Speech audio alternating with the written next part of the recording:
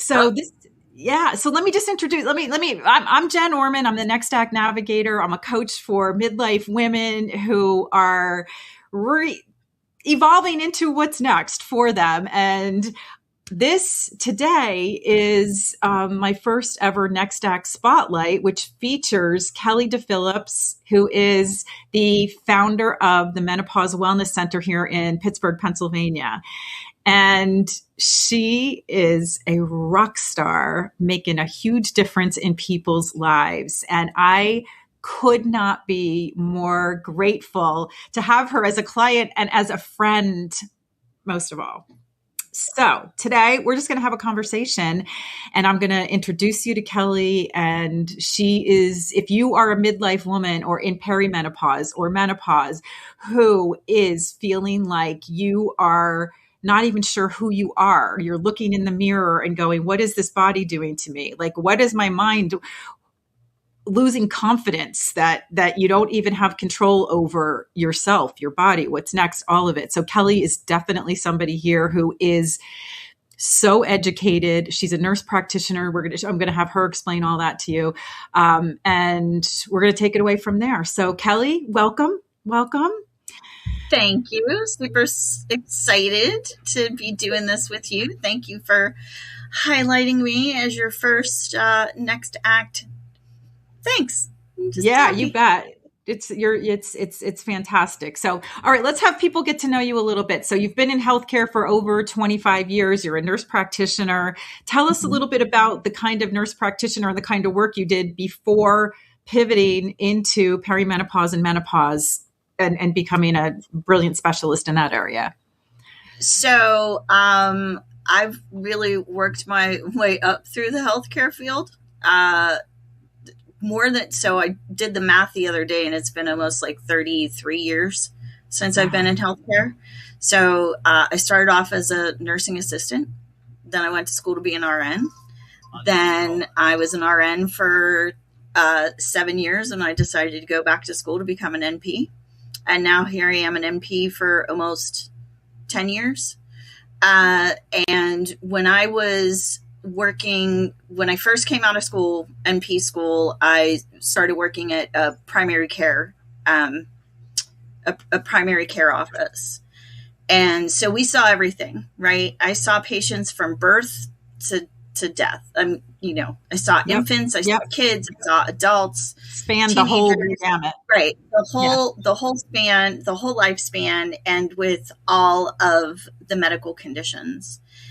And when I went to school, I graduated nursing school in 2001, I was not taught anything, either in my RN education or my NP education, and my associate's, bachelor's, or master's degree, anything about perimenopause. That wasn't even a word. And I was taught menopause is when a woman stops her periods, she might have some hot flashes, and hormones are dangerous. And so that's how I practiced, because I didn't know there's this decline in hormones that happens to 4 to 15 years before your periods stop. Perimenopause just wasn't even a word. It's insane when we think about it, right? So, like insane. I treated menopause. If a woman was having a period, I said, well, you can't possibly be in menopause. You're having periods, because that's what's taught. Because menopause was a woman goes a year without her period. There was nothing before that, according to my education. Mm-hmm. And so I really wish I could go back to the women that I dismissed, that I put on antidepressants, that I told them they were getting older, that they needed to eat less and move more. I'd love to be able to apologize to those women for not knowing what I didn't know in order to help them appropriately. Yeah, but now I know better. Now I do better. And when we know better, we do. We didn't know, and I think a large part of that is because the research was lacking, and without getting fully into it today about the World Health Initiative was just completely botched. The information was completely misguided. That was, but I want to say though, the study itself, we got a lot of good information from that study. It was the press release that was done days, I think it was 7 days before the study came out, that rocked the world, that changed everything. It was a press release. And that's what changed things, because almost overnight, doctors were calling their patients, you need to stop this. Like the study wasn't even out for anybody to read yet. Wow. And so overnight, women were flushing their hormones. Overnight, doctors were saying you have to stop these. And overnight, education about menopause and hormone therapy stopped.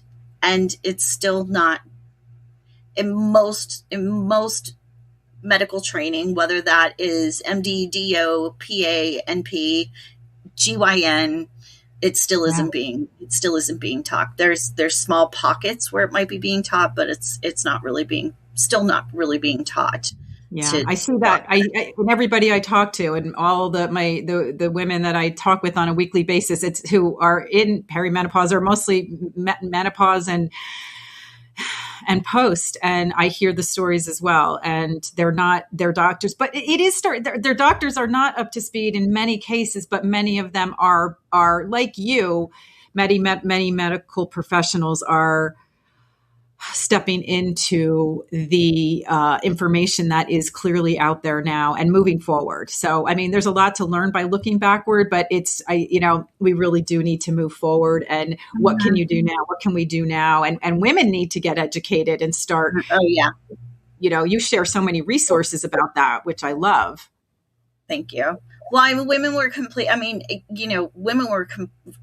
they weren't really taught about their bodies, right? They were taught the ovaries make the hormones, but nobody ever explained why the ovaries stop making the hormones. It's like, well, men's testes don't stop making sperm and hormones. Why do we, right? Like women weren't even taught that.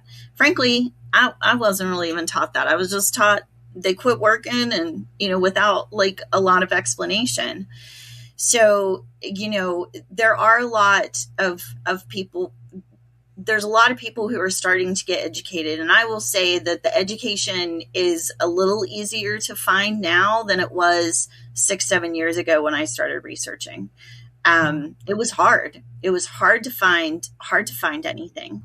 It's a little bit better now. It's still not being, I have to do my continuing education every year, to maintain my licenses and to maintain my board certification and stuff. And there's no mandatory education about this, at least from in my world. I can't speak of OBGYNs. I can't speak of MDs, whether they're getting mandatory continuing education on menopause and hormones, perimenopause, menopause, hormones. Yeah. But I know as an NP, I'm not. Yeah. Yeah. Well, it's a truly exciting time to be a provider like yourself in this, because you are at the leading edge of, being one of the game changers to help women take their lives back and to look at midlife in completely different ways and help women feel like themselves, and understand the power of estrogen and all the biological facts and how you can help them. So talk about what was your pivot? So why are you doing what you do now? What's the story there? Tell us a little bit about that. So I started to have, and this is kind of a guesstimate. I don't know if maybe it was a little earlier, but it was around the age of 42 that I started kind of just, something felt off with me, and it wasn't like every day, but it was like most days. Some days I'd feel really, really great. Other days I wouldn't. And that was around 42. And I've always been a migraine sufferer. I've always had migraines, I mean, since childhood, and they were really getting bad and out of control. And so I was like, why am I, and you know, I chalked it up to like, oh, it's stress, you know, the brand new nurse practitioner, you know, new nurse going to school and nurse practitioner and mom and, you know, life and stress. Makes that's sense. Why I'm getting that's why I'm getting so many headaches. And then at 45, things seemed to get like even worse. Like my hip was hurting every time I get up out of a chair. I'd be like, oh, my hip. Putting on weight was like eating like a bird and was still just like putting on weight. I was literally afraid to eat things because 15 minutes after eating them, I would get this terrible bloating and gas and pain. And I'm like, I can't be letting out gas in the room with patients. So like, not a lot of fun. I wouldn't eat at work because I didn't want to have that discomfort, you know, of and be fearful of that. You know, all the years kind of sort of run together, but I started like not being able to read. I would look at the same thing over and over again, and I couldn't get it to make sense in my brain. I've always been really like able to multitask, and that like went away. My libido was changing. Like I was having like vaginal itching, and I thought I had a yeast infection, but then I'm like, I'm not having any discharge. So I chalked it up to maybe I have an allergy to my underwear. So I threw them all away. Wow. Oh my God. And bought all new underwear, but it didn't fix the problem. Even like washing, like whenever I would wash my, you know, genitals, it would burn. Oh, it would burn so bad. And I'd be like, what is the matter? And then by the age of 47-ish, things just started to get worse and worse. Anxiety, depression, and all through this, I was being changed on anxiety medication. I've always had a little anxiety, but it was like nothing seemed to be working. And at around 47, my favorite thing to do was sit in a dark room and stare at a wall. Wow. And I felt like an imposter. I felt like if I can't figure out what is wrong with me, how am I supposed to help this person that's sitting on the exam table or across from me when I can't figure out what's wrong with me? You know, my doctor's trying, but I'm not really feeling any better. I go to the orthopedics. They're like, your hip is fine. Oh, you must have fibromyalgia. I go to the neurologist. They're like, well, you have migraines. I'm like, but like, I'm taking all these medicines. Why isn't it helping? You know, why am I, well, you need to eat less and move more. So around 47, whenever it just got very kind of like dark and just, it had bad thoughts, you know, that nobody should be having. And I've been quit my job. I was a busy primary care provider. I had a lot of patients under my care, and I quit my job because I didn't feel like I could handle it. Wow. I wasn't sleeping. I couldn't read. I couldn't concentrate. And in hindsight, it was one of the best things I ever did, because I got a job working from home doing urgent care, telehealth, urgent care. And it wasn't really that busy. And I thought, oh, let me just, if I could find a way to lose this weight, the like 40 pounds that I had put on, with no changes in my diet or anything. If I would just lose the weight, I wouldn't feel hot. My hips wouldn't hurt. I wouldn't feel depressed because I'd feel good about myself. Like everything would get better, right? If I just lost weight. Logical progression, right? It seems like it would be, right? Like I didn't know how that explained my vaginal symptoms, but you know, like, I don't know, you know, maybe it's just because I'm fat. It's hot and sweaty down there. That's why it itches. I don't know. Yeah. I didn't know what trying to figure it out. Everything together, but like I was, you know, like if I just lose the weight, everything's going to be great. And I came across a book by Dr. Mary Claire Haver called The Galveston Diet. Because I was like, if I just lose the weight. And I don't know why it was her book. whenever there's how many books out there, right? But in her book, she talked about her menopause journey and about how she didn't know the symptoms, how she didn't know what was happening to her. And I read absolutely nothing about the diet in the book. Okay. I was skipping through, and I really wasn't, I had the book, but I was also listening to audiobooks because remember, I couldn't read. Yep. So I was like skipping through to listen to this thing that was called menopause that I thought was just about stopping periods. And then my research continued from there for 2 years before so 49 is whenever I got on hormone therapy, and it literally changed my life. It gave me my life back. No longer sitting in a dark room, my favorite thing to do. That's a story. Wow. Wow. And did you feel hope? Did the book start to give you hope as you started to feel seen and heard and be like, maybe I'm not crazy? Well, that's exactly what it made me feel like, well, maybe I'm not crazy, but I was on birth control. And so I really wasn't having periods because I took my birth control continuously. And, everybody had said, well, you're on birth control. Like you can't be in menopause because you're on birth control. Yeah. But nobody explained to me what that birth control was actually doing to my hormones and how it was affecting my symptoms. And birth control for some women can work really great for perimenopause, and we're not going to get into all that. But for me, it wasn't working. It wasn't working.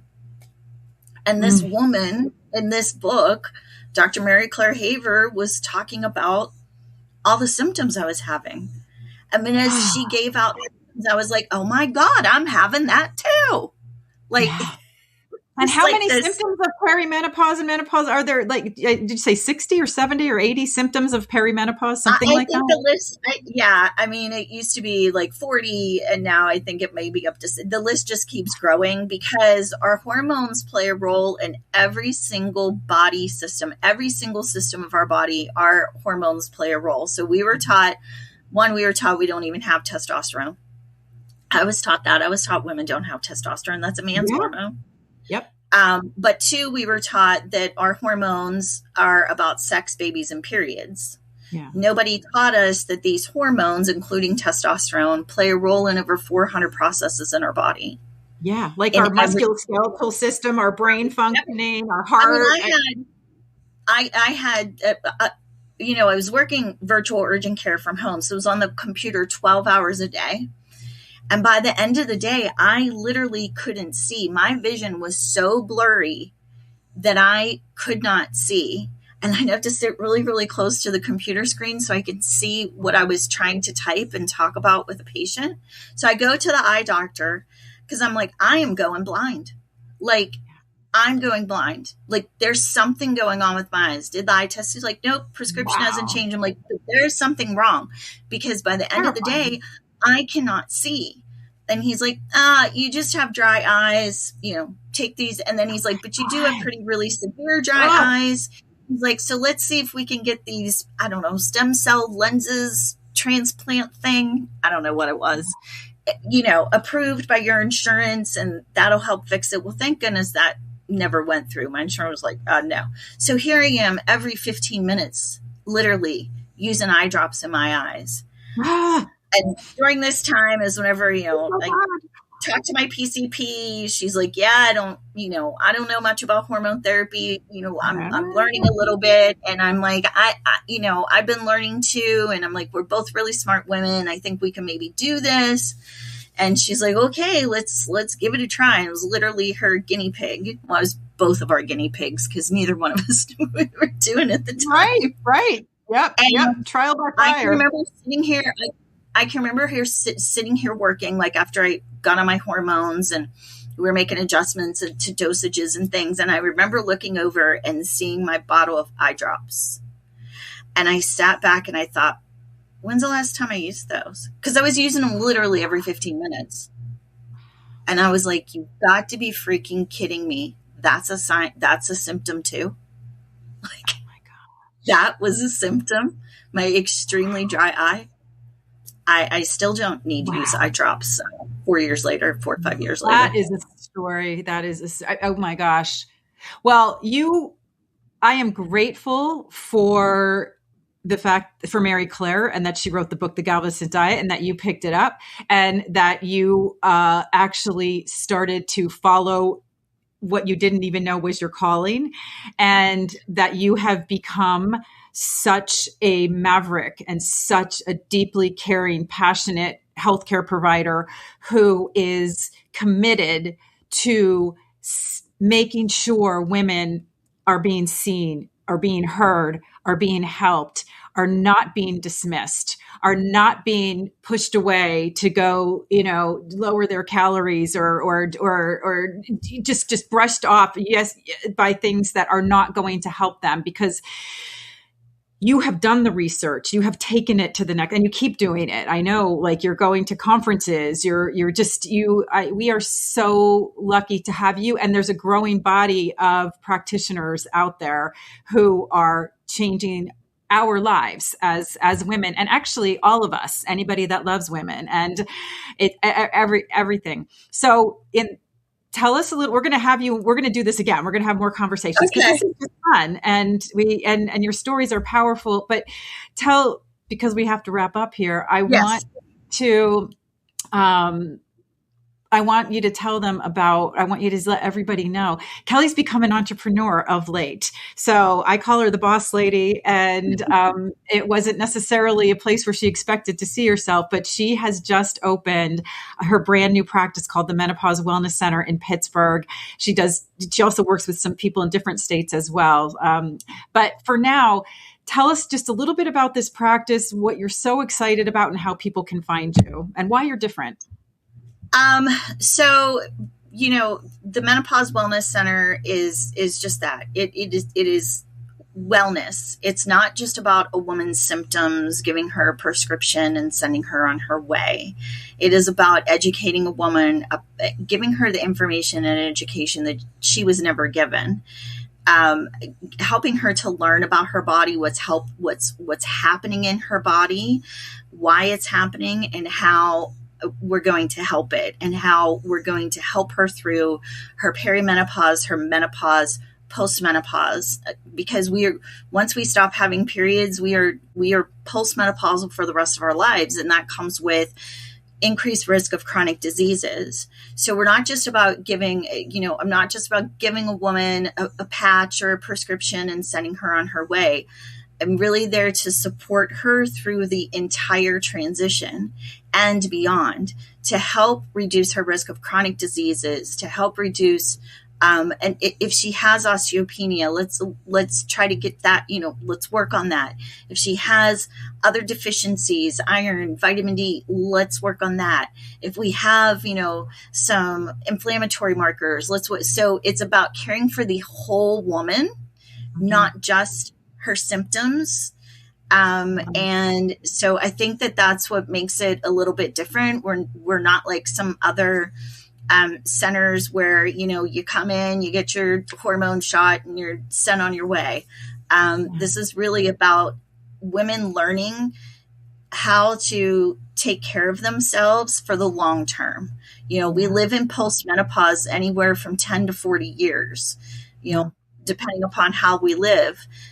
My mother has been postmenopausal for 35 years. Yeah. She has a frailty. She's frail. She has osteoporosis. She has diabetes. She has cardiovascular disease. She has a terrible vaginal prolapse. Which doesn't have to be. We don't have to stand for that anymore. Right. We don't have to stand for it. And hormone therapy is a tool in the toolbox to help prevent those things. Nutrition is part of it. Exercise is part of it. Stress management, sleep hygiene. It's about caring for the whole entire woman, not just our current medical system divides patients up into their parts, right? You go to the neurologist for this, dermatologist for this. This is about, let's do what we can to connect all the dots, to connect all the pieces and how they relate to what happens to us in menopause, and how we can how we can move forward and try to fix it. You know, I'm not a dermatologist. And if we need those things, we send you to those people. But a lot of the symptoms that women are experiencing that they're now being piecemealed out for really come down to one root cause, and that's the decline in their hormone supply. Yeah. Wow. Kelley, thank you. You are a gift to the world. And I will post, as I figure out how to do these videos, I'll post where people can find you. Menopause Wellness Center. It's www.themenopausewellnesscenter.com, or you can call 412-706-9278. And reach out. You have a 15-minute free connection call kind of thing, and see if if it makes sense. Women, if you want to be heard, seen, taken care of by somebody who knows what she's doing and has been there, she walks the talk, and she's a gift. And I'm so incredibly grateful and proud of her. And the mission, your mission, it matters, girlfriend. So keep on going. And that will be a wrap for today. All right. Thank you.